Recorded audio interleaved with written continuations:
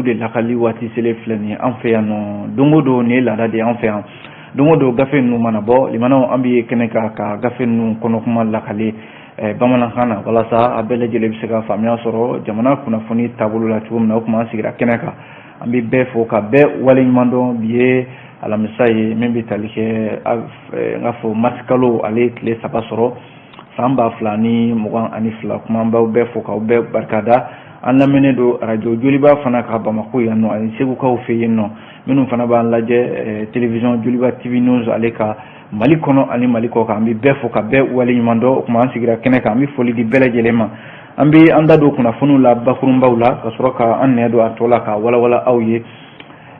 fasidi sɛbɛn b'an bolo kɔrɔ limanaw an bɛna minnu walawala sisan min ye fasidi sɛbɛn lesɔr ye ale kumana a y'a jira k'a fɔ min ye Mali armée ye n'o y'an ka finitigiw ye olu kɔni b'u ka wuli ka jɔ la limanaw u bɛ ka baara halisa u bɛ ka taa n'a ye a jarala k'a fɔ terrorisiw n'o ye bamaci wale tigilamaw ye ko u bɛ ka dadigi kɛ olu la nin wagati in na a jarala k'a fɔ siran kɔni bɔra fan dɔ fɛ ka taa fan dɔ fɛ n'o ye groupe terrorisiw ye jɛkuluba minnu filɛ n'olu de bɛ ka walejugu lama an ka jamana kɔrɔnfɛla na cɛmancɛ ni hakilibiyan fan na ko armée kɛlen don ka seba de sɔrɔ u ka bi an bɛna o ɲɛfɔ aw ye lesɔr kɔnɔna la ni o bɔra ye min ye an ka terrain sira ye limanaw terrain min bi ni a layidu caman tara nka hali sisan limanaw terrain ko sen tɛ ka kɛ fɛn ye jamanadenw bɛ se ka nisɔndiya sɔrɔ min na ko nka ɲininkali de kɛlen don limanaw cakɛda min bɛ yen n'ale de bɛ terrain ko kunna bi n'o ye Sopafer ye o yɔrɔ ko Sopafer bi ka i moke bɔ jɔnni de la bi an bɛna an da don o la sisan soir de Bamako y'o fɔ o mana bɔ yen le challenger kumana challenger ye ɲininkali kɛ limanaw min ye Sumelu Bube Mayiga furumuso ni o ye madame Mayiga Binta Yatasai ko a ye lettre dɔ ci jamanakuntigi colonel Asimi Goyita ma limanaw ka fɔ a ɲɛna ko yalimaw Sumelu Bube Mayiga o bɛ fɛ ka a to nin cogoya de la fo ka taa ani kɛnɛ karaba wa limanaw o de ye ɲininkali ye lettre min cira limanaw an bɛna an da don kɔnɔkuma la sisan madame Mayiga Binta Yatasai Sumelu Bube Mayiga furumuso a ye nin lettre min kɛ an bɛna an da don a la le challenger kɔnɔ o mana bɔ yen l'indépendant ale kumana limanaw l'indépendant y'a jira k'a fɔ nin wagati in na min ye Mali ye a jarala k'a fɔ diɲɛ keleyatɔnba ye sigi dɔ kɛ kunungo k'a fɔ k'u bɛ Rusi jamana ka ɲangi sabu ko a taara ben Ukraine jamana kan k'u ka kɛlɛbaga Ukraine jamana ma min ye Nations Unies ye ale kɔni ye nin waleya in kɔn kosɛbɛ ko nka Mali limanaw Mali min na ale ka lasigiden bɛ Nations Unies kɔnɔna la k'olu kɔni y'u yɛrɛ minɛ an bɛna an da don fana sisan l'indépendant kɔnɔ o mana bɔ yen Rusiko kelen kuma la limanaw n b'a fɔ le Sphinx kumana kan a jarala k'a fɔ anw ni Rusi k'a bɛ n'a fɔ Bamako ni Moscou a bɛɛ lajɛlen bɛ da kelen de kan bi sabu ɲangi min kɛra Mali kan CEDEAO fɛ limanaw ani ɲangi min bɛ ka ta diɲɛ keleyatɔnba fɛ bi ka ɲɛsin Moscou ma n'o ye Rusi jamana ye limanaw ko a bɛɛ lajɛlen a bɛna fɔ an bɛɛ bɛ ko kelen de la bi min ye le Sphinx ale y'o kuma fɔ o mana bɔ yen Nouvelle Horizon fana kumana Nouvelle Horizon y'a jira k'a fɔ limanaw ko tiɲɛ dira RPM ɲɛmaaba n'o ye docteur Bouakari Tereta ale ma sabu n'i ye jateminɛ kɛ yɔrɔ jɛkulu dɔ bɛ yen min ni u k'a ma collectif pour la défense des statuts règlement intérieur du rassemblement pour le Mali RPM politique tɔn kɔnɔ ni jɛkulu kura in min na ale ko docteur Bouakari Tereta k'a ka kɛ RPM ɲɛmaa ye ko ma a ka kɛ cɛbɔ ye k'o ma bɛn u ma fu taara n'a ko ye sariya yɛrɛ ɲɛkɔrɔ nka sariyaso min filɛ nin ye commune de la ale ko Bouakari Tereta limanaw ko tiɲɛ b'a bolo dɛ sabu u ye sigi min kɛ n'u kama ko assise ko assise limanaw ko foyi t'a la ko a kɛcogo ɲɛna an bɛna an da don o la sisan yan'an ka se nin bɛɛ lajɛlen ma an b'a daminɛ ni fasidi sɛbɛn min ye u k'a ma ko lesor ale kumana lesor ka kuma la bi limanaw min ye walejugu tigilamaw olu kɛlɛli ye terrorisiw de ko don minnu bɛ ni olu ka baara bɛnnen don jatigɛ walima an ka jamana kɔnɔna la yan lesor y'a jira k'a fɔ Mali armée hali sisan a kɔni b'a ka baaraw la baara minnu bɛ yen n'o de ye ka taa i cun min ye nin bamacima ninnu ka fɔ u dagayɔrɔ labanw na limanaw ko siran kɔni siran yɛlɛmana bi ka taa ninnu ka fanfɛla de la o la lesor ka kuma la bi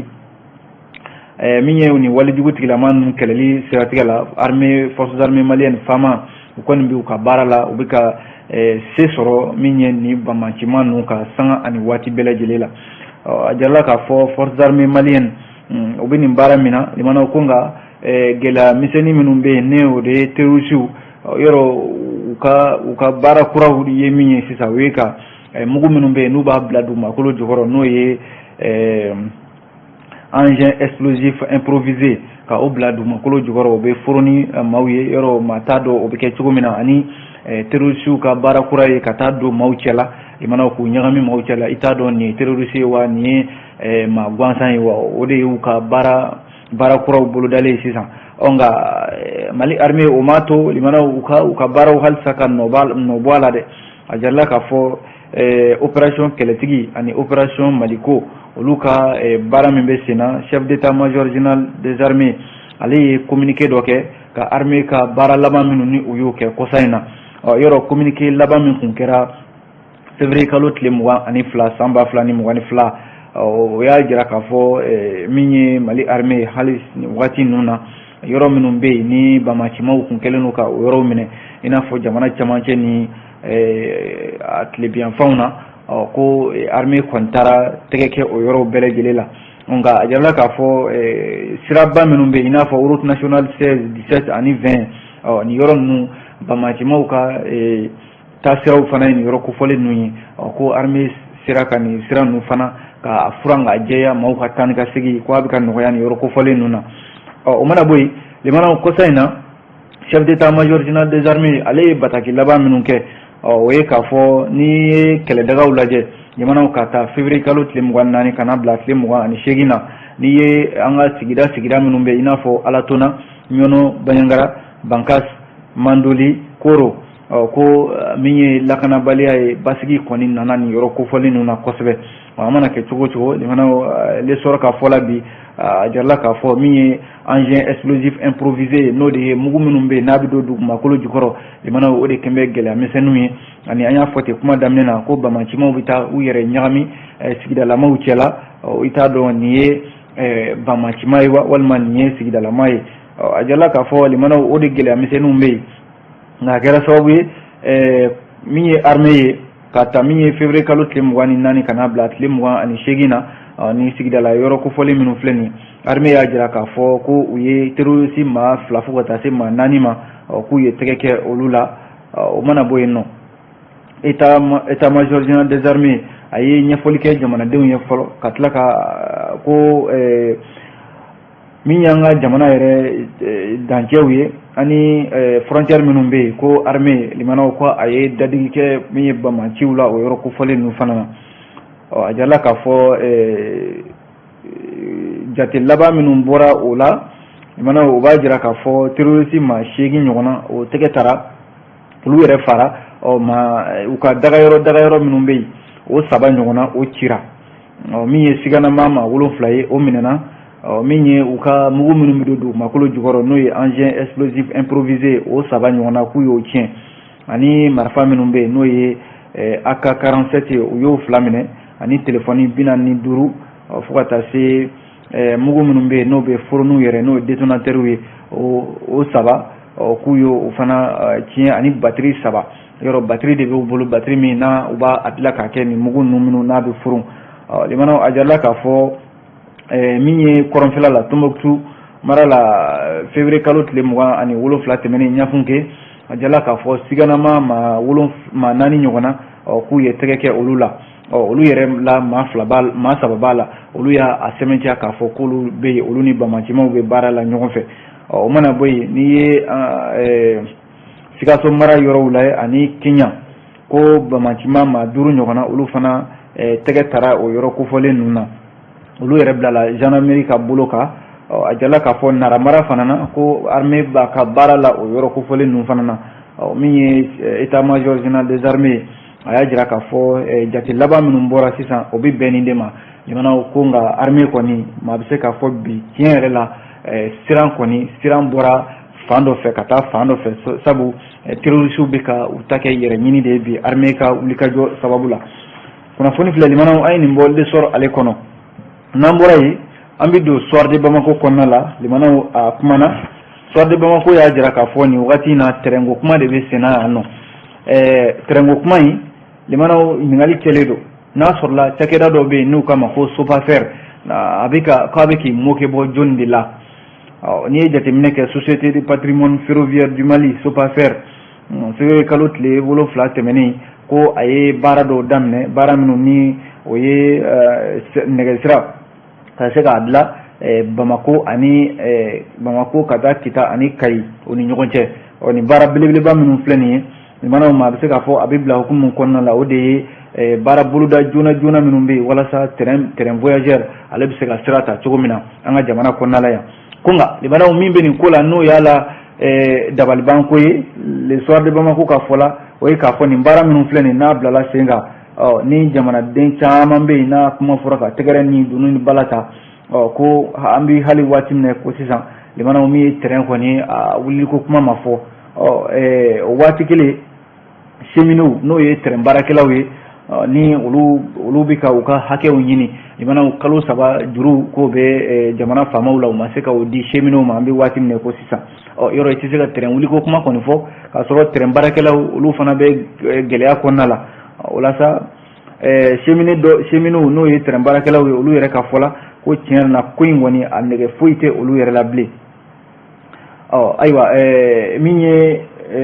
Ibrahima Mayiga ale de ye sopafer o ɲɛmaa ye ko a bɛ fɛ de ka min ye ka jɛgɛ limanaw ka jɛgɛ k'a fɔ de jɛgɛ bɛ ji la yɔrɔ o kɔni tɛ kuma ye kuma min ni maa bɛ se k'o fɔ maa ye a jirala k'a fɔ bi ko ka mana da jamanadenw ɲɛna sopafer ɲɛmaa k'a b'o de bolo ka bi histoire de Bamako ka fɔ la n'i ye jateminɛ kɛ nafolo min bɛ don nin cakɛda in na n'o ye sopafer ye nafolo fɛn fɛn bɛ yen k'a bɛ fɔ ko a bɛ kɛ sababu ye ka terrain lawuli walasa jamanadenw bɛ se ka nisɔndiya sɔrɔ cogo min na ani sɔrɔ bɛ se ka yakubaya jamanaw ka ba kuma fu de don ko nka hali sisan baara ninnu tɛ ka se ka lawaleya histoire de Bamako ka fɔ la a jarala k'a fɔ an bɛ o de bolo ka bi maa b'i yɛrɛ ɲininka min ye sopafer ɲɛmaa ye n'o ye Ibrahima Mayiga ye ale min bi ni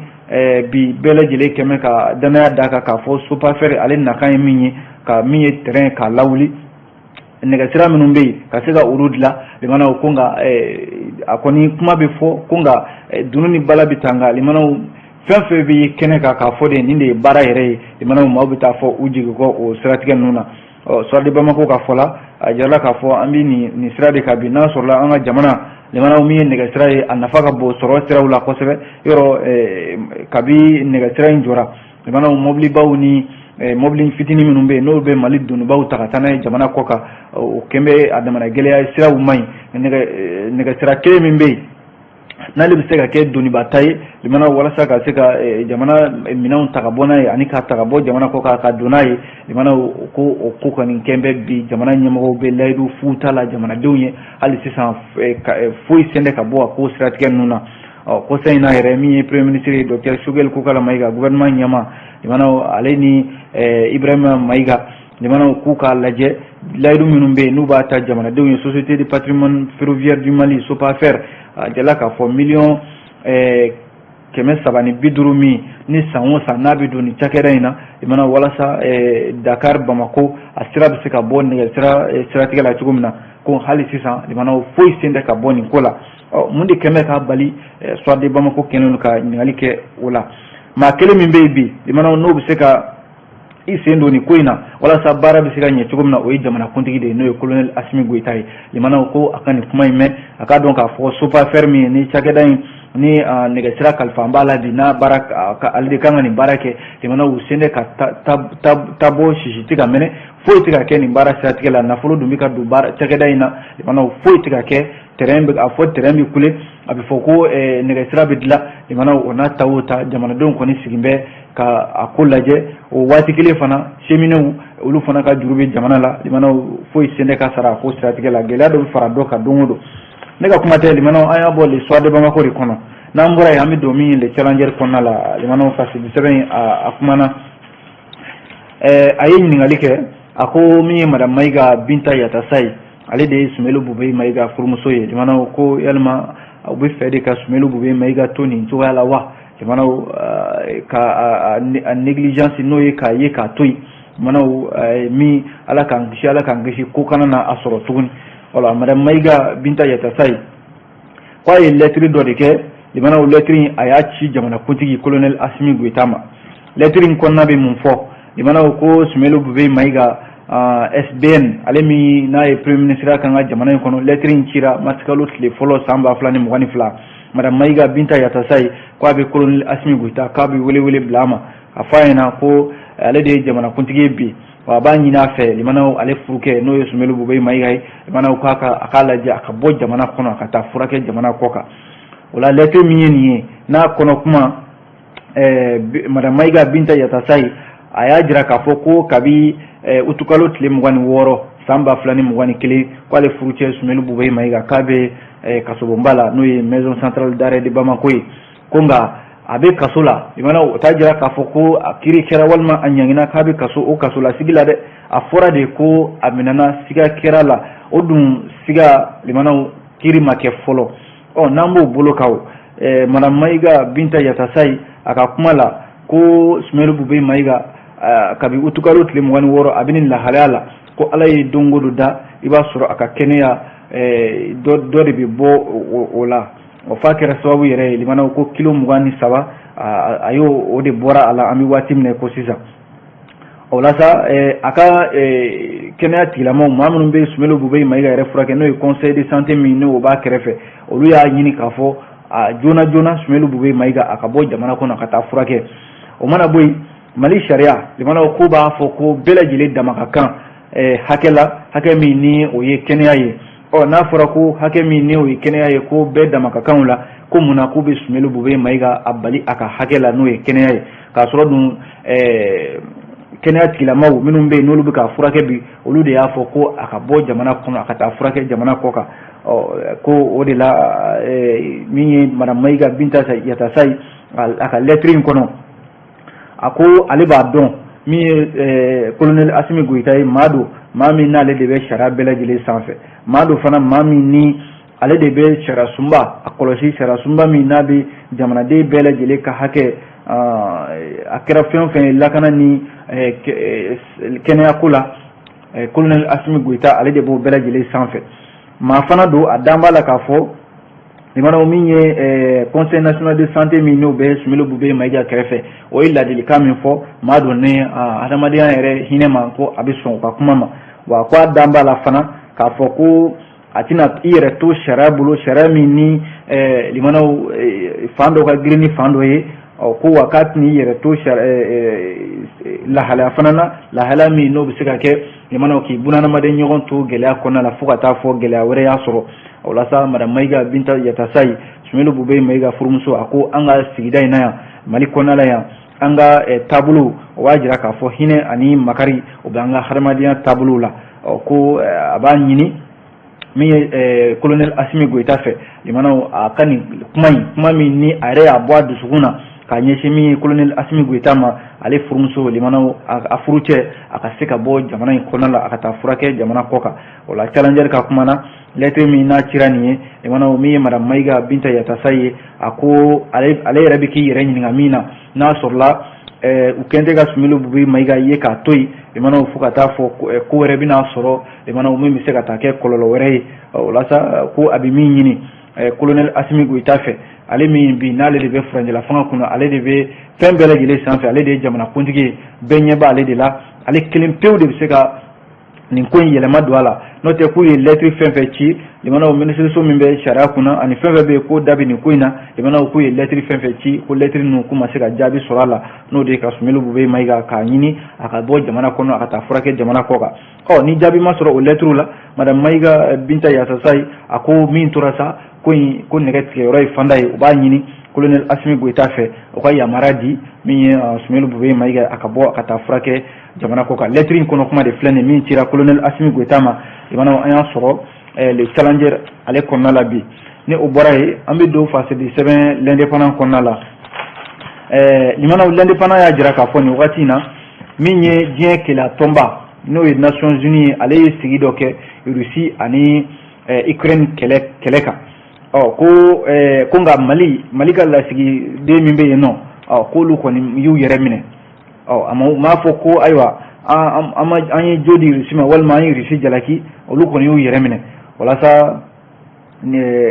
kunungo kun y'a tile 7 ye min ye Russie jamana ye ale ni Ukraine jamana bɛ kɛlɛ la walasa diɲɛ kɛlɛ tɔnba n'o ye Organisation des Nations Unies ye ale ye sigi dɔ kɛ kunungo araba mars kalo tile 2 ka sariya dɔw ta sariya minnu ni u bɛ Russie jamana ka ɲangi sabu ko u taara baga min ye Ukraine jamana ma a jarala k'a fɔ jamana 193 minnu ni olu ka lasigidenw bɛ Nations Unies kɔnɔna la jamana 141 ɲɔgɔn na olu y'a jira k'a fɔ ko u sɔnna ko ka Russie jamana ko ka a jalaki jamana 5 bɛ yen olu ko k'olu ma sɔn ni jalakili ma min ye jamana 35 olu la Mali b'o la olu kɔni y'u yɛrɛ minɛ olu m'a fɔ ayiwa an ye Russie jalaki walima an ye jo d'a ma walasa a jala k'a fɔ jamana 35 minnu bɛ yen ni Mali b'o la Algérie Sénégal Chine olu y'u yɛrɛ minɛ ani fo ka taa se Iran jamana ma a jala k'a fɔ Nations Unies ka ni hakilila min taara nin ye ko kabi février kalo tile 24 Russie jamana taara bin min ye Ukraine jamana kan ko a kɛmɛ sababu ye bɛn min n'o bɛ ka ɲini diɲɛ fantan 4 bɛɛ lajɛlen jamanaw ko ka bɛn ka se ka fereke don a sen na o de la diɲɛ kɛlɛ tɔnba ko a bɛ Russie jamana jalaki ka da o kan nka jamana minnu fana bɛ yen n'olu y'a jira k'a fɔ jalaki min binna Russie jamana kan nin waleya ninnu na Nations Unies fɛ jamanaw bɛ yen i n'a fɔ Russie jamana yɛrɛ ani Biélorussie Syrie Corée du Nord Érythrée olu jamana 5 olu y'a jira k'a fɔ k'olu ma sɔn a ma ko Nations Unies ye jalaki min bi Russie jamana kan k'olu ma sɔn a ma sabu ko Russie jamana ye jamana de min bɛ k'a yɛrɛ makaran bi nka limanaw ko jate laban minnu bɔra Russiw yɛrɛ ka jate laban minnu bɔra u y'a jira k'a fɔ ko Russiw ka kɛlɛcɛ maa 498 ana kɛ olu de fara kɛlɛ in senfɛ maa 1597 ana kɛ olu joginna k'a sɔrɔ dun jate dɔw kun fɔra a kun fɔra k'a fɔ ko Russiw ka maa 2000 ɲɔgɔnna k'olu de fɔra ko nka o kuma tɛ tiɲɛ ye ko min ye Ukraine jamana ye ale fana y'a jira k'a fɔ u ka maa 227 olu de fara ko wa maa 525 maa 525 olu fana joginna nin ko siratigɛ ninnu na Mali la yan nɔ Libana a jarala k'a fɔ communiqué dɔ kɛra communiqué min n'o kɛra an ka ministre min bɛ min jantolen don jamanaden minnu bɛ kɔ kan maliden minnu bɛ Ukraine jamana kan bi k'u kɛlen don ka fɛɛrɛ dɔw tigɛ walasa gɛlɛya o gɛlɛya bɛ yen n'o bɛ Ukraine jamana kan u kana se ka maliden minnu bɛ Ukraine jamana kan a kana se ka u sɔrɔ politique tɔn dɔ bɛ yan n'u kama ko Rassemblement pour le développement et la solidarité o ɲɛmɔgɔ ye Yunus Ahmed Diko ale y'a jira k'a fɔ kɛlɛ min filɛ nin ye Vladimir Poutine ani Ukraine jamana cɛ jamana k'olu bɛ jo di Vladimir Poutine ma sabu ko a bɛ ka a yɛrɛ de makaran bi diɲɛ jamana minnu bɛ yen n'u bɛ fɛ ka taa bin Russie jamana kan ko u kɔni b'a ɲini Mali jamana ɲɛmɔgɔw fɛ maliden minnu bɛ Ukraine jamana kan u ka se ka kɔlɔsi kala ka na se ka wasi limanaw yana ka bɔ ale indépendant kelen in kɔnɔ cɛkulu dɔ bɛ yen n'u kama Association internationale de développement k'ale filɛ nin ka miliyari 17 ɲɔgɔnna ani miliyɔn 54 ka o juru don Mali jamana la waati min na gɛlɛya bɛ sen na indépendant ka fɔ la waati min na Mali bɛ ka gɛlɛya caman a bɛ ka o sira taama bi a jala k'a fɔ ko maa bɛ i teri dɔn i bɛ gɛlɛya kɔnɔna la waati min na Association internationale de développement ale de filɛ nin ka Mali magɛn k'a fɔ ko ayiwa k'u na juru don an na juru min bɛ yen n'o bɛ se ka kɛ sababu ye bi n'a ma ɲɛ ko kɔngɔ bɛ na n'a ma ɲɛ ko jamanadenw bɛ gɛlɛya kɔnɔna la jamana Association internationale de développement ko u ye Mali dɛmɛ nin ko siratigɛ la bɛnkan de kun don bɛnkan min na a bolonɔ bilala kabi décembre kalo tile 28 san 2021 a kɔni waliyara a kunnafoni yɛrɛ dira ministrew ka laadala ɲɔgɔnya min kɛra kunungo araba ko a kɔni sɛbɛntiyara nafolo in a bilala an ka jamana ɲɛmɔgɔw ka bolo kan o na kɛ sababu ye jamanaw min ye gɛlɛya minnu bɛ yen coronavirus gɛlɛya ka taa se min ye CEDEAO ni UEMOA olu kɛlen don ka gɛrɛntɛ min bɛ Mali kan jamanaw ko o bɛ se ka wuli cogo min na ka bɔ yen nɔ kunnafoni filɛ ayiwa an ye nin bɔ l'indépendant ale de kɔnɔna la n'an bɔra yen an bɛ don le 5 kɔnɔ jamanaw 5 kuma na a ko Bamako ani Moscou e ko ninnu bɛɛ lajɛlen tɛ sira kelen de ka diɲɛ sosigi in na bi wa ka sababu kɛ mun ye jamanaw ko n'a sɔrɔla Mali bi anw bɛ CEDEAO ka ɲangi kɔnɔna la wa CEDEAO yɛrɛ dɔrɔn tɛ jamana u bɛ jamana na i n'a fɔ Union européenne n'a ɲɔgɔnnaw olu bɛɛ lajɛlen kɛlen don ka Mali ɲangi bi ka sababu kɛ mun ye ko an ma u ka hakilila minnu bɛ yen Mali ma taa o sira fɛ ko Russie jamana fana filɛ nin o sira kelen de ka bi ko diɲɛma de wuli do bi ka Russie jamana kɛlɛ ka sababu kɛ ko ni Ukraine bɛ kɛlɛ la Fɛnsi ka kuma la Mali ni Russie jamana ko nin bɛɛ lajɛlen jamana kelenw ye bi jamana minnu bɛ yen ni maa bɛ se k'a fɔ ko u bɛɛ lajɛlen ayiwa u bɛɛ lajɛlen ye jamanaw ye min bɛ se ka minɛ i n'a fɔ maa wɛrɛ minnu bɛ yen n'u bɛ ka gɛrɛntɛ ta ka u sɛgɛrɛ yɔrɔ Mali ta bɛ faamuya ka sababu kɛ mun ye kɔsa in na a fɔra k'a fɔ Russie ni Mali taara i kɔsɛmɛ Russie jamana la k'a fɔ k'a kana dɛmɛ min y'a ka kɛlɛw la o kɛra sababu yɛrɛ ye jamana caman bɛ yen i n'a fɔ Faransi jamanaw olu kɔni ye Mali ɲangi k'a fɔ ko ayiwa ko Russie ka mercenaires bɛ Mali la n'o ye Wagner n'a ɲɔgɔnnaw ye jamanaw ko kɔni bɛ don ɲɔgɔn na nin cogoya de la Fɛnsi ka fɔ la ko Russie ta kɔni kɛra la bi kɔlɔlɔba de sabu i mana i bolomada fɛn o fɛn ka bi nafoloko la o hali farikolo ɲɛnajɛ jamanaw a mana kɛ farikolo ɲɛnajɛ fasugu ye selandolatan bolandolatan handball athlétisme mondial rugby volley handball ski natation boxe ani hockey ana ɲɔgɔnna caman nin bɛɛ lajɛlen ye farikolo ɲɛnajɛ min bɛ yen n'u ye Russie jamana senbɔ a la jamanaw ko nka minnu bɛ yen ni olu bɛ farikolo ɲɛnajɛ baara kunna Russie jamanaw kɔnɔna la olu y'a jira k'a fɔ ko fɛn don fɛn kelenw tɛ sabu Russie jamana ni Ukraine jamana bɛ kɛlɛ la k'o t'a jira k'a fɔ u ka farikolo ɲɛnajɛ sen ta ka don o la tuguni jamanaw nin bɛ mun ko fɔ o ye k'a fɔ ni maaw ni bɛɛ lajɛlen kɔni farala ɲɔgɔn kan jamanaw ka bɛnbɛnbɛn siri i kama hali n'a sɔrɔla i jo b'a la jamanaw u na e kɛ jalakitigi ye wa Mali yɛrɛ tun b'o sira de kan hali sisan an b'o sira kelen de kan jamanaw a jɛla k'a fɔ Mali ko a n'a yɛrɛ ka jamana dilan a yɛrɛ ye o kɛra sababu ye bɛnbɛnbɛn sirila Mali kan ka anw dabɔ diɲɛ fɛn bɛɛ lajɛlen la ko o de la Mali ɲininkali kɛlen don n'a sɔrɔla Bamako ani Moscou n'a sɔrɔla ninnu bɛɛ lajɛlen tɛ sira kelen de ka diɲɛ sosigi in na bi kunnafoni filɛ nin ye limanaw an ye nin bɔ Sphinx ale kɔnɔ an b'a kuncɛ ni min ye o ye Nouvelle Horizon ye limanaw ko tiɲɛ dira Dr Bokari Tireta ma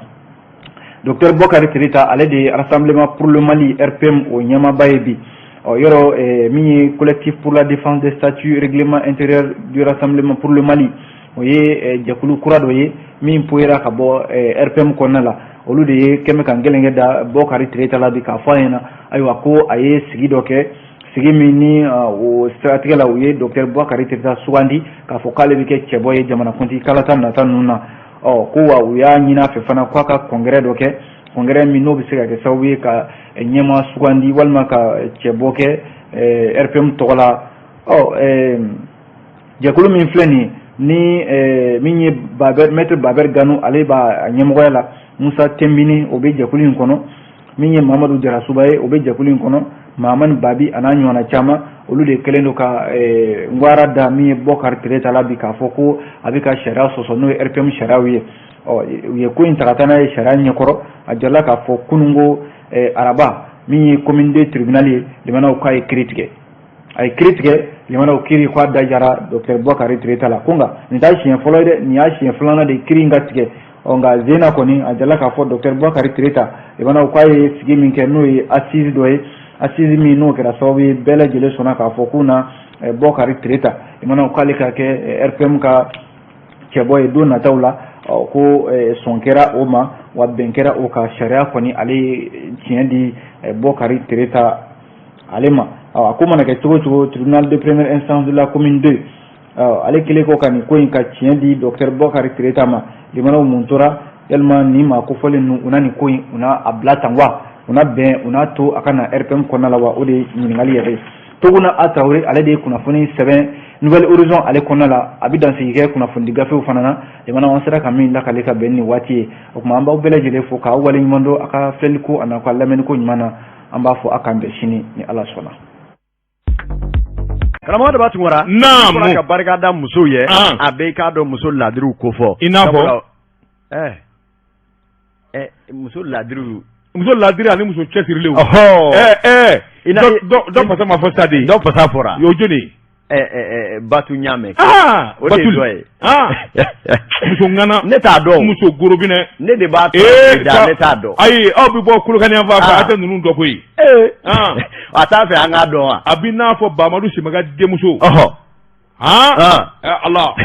bamadu sumaga dimso abanya batul nyamena to be maudade sita ngoni be chesiri minna muso twala eskay atete moka amadel konare membolo buka do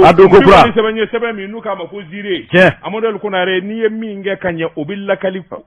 ko nyuma ke ni mi mfana manya obi foko chejugo ke amadel konare chake dammi na ba ve kama ko caisse malien de sécurité sociale minye anyama ba shaka kone funangeni amadel konare nga ka wuli ka joni chesiri adona amadel konare odona mi ve ode caisse malien de la sécurité sociale CMSSI amodel konare ikado wulika joni chesiri buluka nyina minye conseil d'administration sévère amodel konare ikado wari asna ka yelete ngabi milliard keme ani bishegi ani sabana kungambe amodel konare katabla milliard muga ani shegi doere to kenye don ani chesiru ko sigatola ni ya jetemine muga wo muga ikado shegi ni tama bi woro ni kla o faralaka amodel konare ako minye ni yelenga nye ani ni jesiri nzoro la kosobe assurance maladie obligatoire amodel konare sabula obi fara nywana conseil d'administration temenina anyini na fe amodel konare kaddo chesiri ani wulika jo buluka kosobe semede kala ko atike ka temeninga sew ministry madame Jaminatu Sangare ikado alere de conseil d'administration nyamaye amodel konare adama dugo ikado wulika jo ni chesiri buluka kabako mi nyemaye shaka kone aya jira ka fo makilen dise sew sabula chake den abarakela fofo be amonel konare ukunya nyini ka fo joro woro be fu ko de nyenebo fu ko o de wuli ka jobuluda amonel konare mimsi ka to tegeda a kesiri ana wuli ka jobe ke sababa odun gera wa ofana dona amonel konare ka do jeto bole anana ye ka fo tegeda nye yelali minge asanele barka boyana wa service da no daturule do ala ukanga wuli ka jonni fengura minu buluda amonel konare ka do yela mabuludo na bele jelela akatilia akake kokurai akake mo nafanayi wallahi amadal konare ikado tegeda nyere semeni kala ko biko mabla jamana kono sabula jamna to yere mi vlani a wulila ka ke ministre ka to tegeda nyemala amadal konare abado gelea minu ga gelea ni ay wo wulika jow sabula jamana bidanga mina teda o ka jaku yako imu aka jaku yako ni mbele jele farale nyuanga una tabe ikado abo shaka kone akera sababu ye minye tegeda ngoni ka sama ka bo dibila ka kone ka to aywa ako barakalawu ani minu nga ko be se kan na fasoro akwa assurance maladie o jora ka bo ala ko sobe halno ya soro covid-19 amodol ko na rekado ye fanja manye nga mi ngoni nye aywa CMSSI nyama directeur général amodol ko na rekado anaka barakelaw ikado wuli ka joni chesiri aba jamana kanga fuli dawye ku kone ni ngunye sebenyi anyami mbo zire kono akabi bolla karamuga da batungora ikado halibi be femi na otobe nena ndige do teliala ninga boni sebenye angomi mako wa nouvelle horizon ikado mahamani ture mahamani sebenge mahamani ko menanga konina anindoralo olu yetama nywanye akoy ikado joni tumado ni nywana biseka ke malila musula kad sambisaba ani duru ikado denyere babolo ni nyere gwado muso jonjonye sebeni kela ko ode tege tale fle borokono chaw sabula minye ala ale ko ni boru kokoro sebeni kela ko ni ngwengara chugodi minye ikado kuna shini wo bololo matrafa bawu bela jerele ko ni klena kinye damu ninga kabako ya ni jado e jamimbe ni akoni wa jatara bamako yere chamanje bulula ya kerengere ni nyana sigida mimbe ni oye komini deye sebeni kela ko munena na jatemene muso bangana be ikado ni ndema ya tigi musoi sambisa bani duro ale ko ni ikado a devitini sanzaba olu ko ni donner fle taxi kono ubala kata kati sebeni kala ko sele fle ikado awanila hine loteli doma ani taxi tigi usime kasinga fara kasinga ta o loteli la kubita una madna sebeni kala ko sebenigala ko ikado uye demi yere bu kerela uyo ta taliba uma saba kasinga tate hoteli jiramate awni che chamuru ye jolie oye chamuru dafu ye mamina ko lere joli ujuni ngo warbo ko da kubu flika do sokono bulutu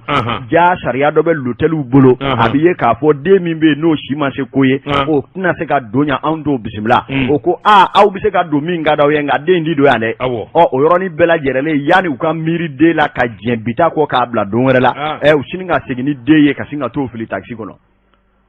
awa kene ma koni taxi funteni ma ba Allah de jaka gele Allah kata de la taxi kono o funteni ma ba taxi bolito fiati do kono jango jole vitri lela vitri yele ne ka de filo kono e kasinga nyantige mine taliba ka tu filo so kono e sa kiri kara wachicha kata sabaka sebeni kala ko ubo hiha Allah ubo hiha hila mamina tie do temendo yoro ma do nyeti temekola olu nyebe de be kulela taxi kono wo bi kulela na dafara awo shile bede fo jibe jigi e ka do che ne nanasa kasinga na taxi jako ya tufa ka bo de dala ka de nda ka nyingali ma soro ada demzen vidini do kasinga ife ka ta 3e arrondissement la ta de di police o lebura sebeni kala ko iya to sidone ako minye muso ni che utlale sa haraba muso nana dete taxi kono o yoroni bela jele ale siningi shuru kashika kasinga abo gindola sade maube ka daro nyiniga opma ko ingara chodi abeki jere lajia nyafo che ika do halina nyafo angana donya nyafo akatambla katifolo ale de ko jago ya fo angana ni nyena boya mvolo ika do afleniye e tale fle hi ha nyami se akwa nyema soro kola mawire ya sebe koro jalaki e balikuto e bise ki deto taxi kono ko di katani mona kusugu ke ni cheka ke nyogo ve oti bashi nga ka defuli taxi kono sege abi de nde tabulo ko ka bokun Allah yaya te ba fo nani de bora atita kula ngulu na aka jugo de ma aboke opma ni lo tali tigi kunsona nu tumita ne nyana bo de nye wale nyana ko de ke ibonya o de ka ke fe ati nyina fo de mana ni ya fitini amodel kuna re mbe fura kelen dima o fura nu kumise ka doni de nga de ka suna yoro ningeli fengeli o me fe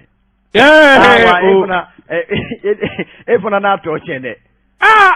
o kuma muda woni ne kera leson yuma ninde ko jugu boto e dugula ma doni de o fe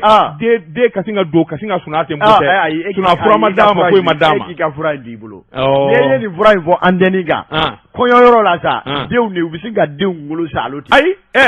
ali yero maare bi de do wolo de karaga afi suna afi fe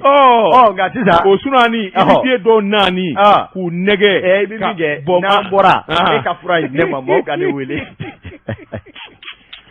agageti feni dobe ni o ke de kana gelela ya fa wala afinga bashi blaka abisuna worobe o ma tlaga na numero fo mo ye na kangwele ayo amma ke ka mai nyete ni ko nan so de ningelen daga soro le bo ya eleni do garati ni bara finge bogo ni warma soro e ka ginoni kele ziki siguka no nyana alala momdu ni amedi fana utna ta micro enregistrement ge fana na erta jega do balo jugo soro le ni awo e waro taxi digi fana de hine wallahi ta walde flifu ninna nga baindo de wa ko ubi nwa ve ko anyama ke do polisi mu ngala woni ba do umana polisi la sa de kabi fora de be polisi la uko ne jirate de mai kunu de sa utara de no fe o min bo ma ko rosa bisana teme commissariat la ko nye ya akara lebuye be bora kalama wa ajab guna tige be bololo ka bebe ko laje hali duguna tala Allah ubuka filme ayra be ka fo mga nego anga tazo amazo ago kanga na nga do jari yero mina nanisa wallahi e maro ni vatane du akona gelera akoni ngo gara ni jola ka ira ka fo taxi tudi chama fana be ni ka taxi bubulo uko ereseti ma soro bi ama soro shi ika mobili boshi la awo war soro bale ateble ne taxi tigi do be nu le poligo kelenga ka kemena ni soro ubi mbogo tigi do kun ka ba doro ubita srafa go de mobili e ma o de taxi nunu yere be ka ko ba birle bi reseti awo no le de bita do taxi no ka giri o ba e o be reseti ka blia amana ko na re wati na ka wati ma se bita amba bla ambe foli ale tonnuke mi nganji shi dangoroba mamu lele ta bozo mori amodo ko na re ngama ne gwane be dengo la santan de duru ini mamu manywanye Allah ya dalu jonjon da ma dengo la mamu lele ta ni dale do ngapma na awele 82 03 wala me ka wuli ka ta turu ko bugu daga ba kare la dangoroba ni awa dongo binywana amodo ko na re mi nye foli ani tonni jugara ma ke telema Ibrahima Karanya ra ba ma da nga foli baye shekin na sila kuluna nyun ikado ndalo na ne do ka bo pari afo aywa maigaye kwa ka nga foli dama jona waati dafara an b'a bila yan awɔ an na ɲɔgɔn sɔrɔ don wɛrɛ masha Allah nɛgɛw kɛrɛfɛ Mamutu anw b'an gɔ kɛ nakɔ kɔlɔni kɔ ye Burapele ani Seydi Farikɔnɛjɛ u b'u sɔnni d'a kan surafana t'u ma du su in na sɛgi bɛ kɛ nin gafe kelen in ka nɛgɛ ɲɛ 20 i k'a dɔn sini sɔgɔma ni Ala sɔnna an bɛ ɲɔgɔn sɔrɔ kɛnɛ kelen in kan Sabakɔrɔ bɛ bɔ k'olu lakali Mamutu Amadu Eli Kɔnare Daba Tunkara wa salam.